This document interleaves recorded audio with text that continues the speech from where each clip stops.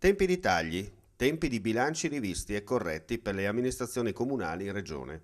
Impossibile investire nella comunicazione locale per colpa della spending review.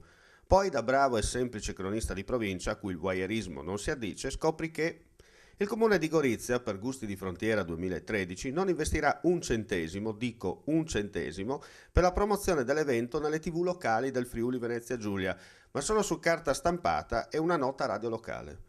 Da Palazzo Municipale il sindaco Ettore Romoli giustifica il taglio perché in tempi di crisi bisogna tagliare da qualche parte. Tutto normale, direte voi, e invece?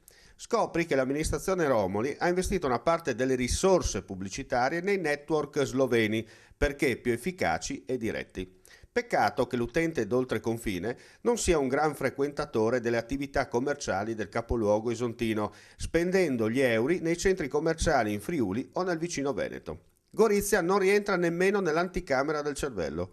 Un clamoroso autogol, quello messo a segno dalla giunta Romoli. Proprio lei, signor sindaco, che si è sempre eretto come paladino dell'italianità in primis. Proprio lei che ha sempre tuonato ai 420 contro il facile acquisto in Slovenia a discapito dell'autoctono. Si lancia con la mano destra per servire con la sinistra. Le TV locali sono la risorsa per mettere in luce l'immagine di una città vecchia, incapace di uscire dal suo narcisismo pre-jugoslavo prima e post dopo. L'erba del vicino è sempre più verde, ma al vicino non interessa dare, ma prendere.